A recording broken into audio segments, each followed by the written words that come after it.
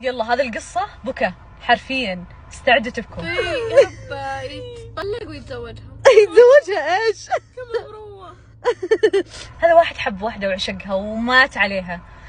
المهم في يوم من الأيام حسبي الله بس تزوجت. طبعا ما تزوجت أحد غيره. يلا عدت أيام، راحت أيام، مشيت السنين. في يوم من الأيام وهو معزوم عند جماعته، حلو إلا يدخل طفل. يقول يا ربي هذا الطفل يعني حسيت كذا يعني بشعور انتماء لا مو طبيعي. فقال له تعال، فقعد يلعب معه. فيسأل الناس يقول له إنه من هو ولده. فيقولوا له تخيلوا مين؟ يعطوا اسم زوج حبيبته، فيعرف ان هذا ولد حبيبته.